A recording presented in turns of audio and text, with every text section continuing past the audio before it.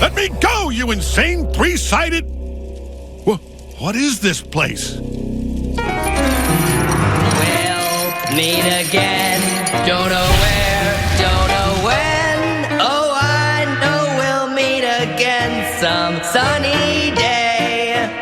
Where am I? You're in the penthouse suite, kid. The tip of the pyramid. Have a drink. Make yourself comfortable. You know that couch is made from living human skin? Ah! Quit the game, Cipher. If I'm still alive, you must want something from me. Sharp as ever, Fordsy. As you may have noticed, I've recently had a multi-dimensional makeover. I control space, matter, and now that dumb baby's out of the way, time itself. But I wasn't always this way. You think those chains are tight? Imagine living in the second dimension. Flat minds in a flat world with flat dreams. I liberated my dimension, Stanford, and I'm here to liberate yours. There's just one hitch. As it turns out, my weirdness can't escape the magical confines of this town. There's something keeping me in.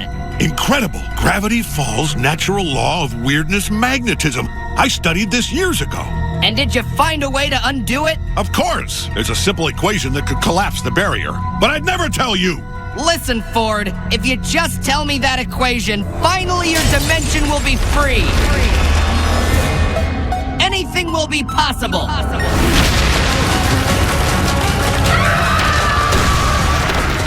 I'll remake a fun world, a better world. A party that never ends with a host that never dies. No more restrictions, no more laws. You'd be one of us, all powerful, greater than anything you've imagined. And all I need is your help. You're insane if you think I'll help you. I'm insane either way, Brainiac, but have it your way. I'll just fish around and get that equation directly out of your mind. Not so fast. You know the rules, Bill. You may be able to haunt my dreams, but you can't enter my mind unless I shake your hand and let you in.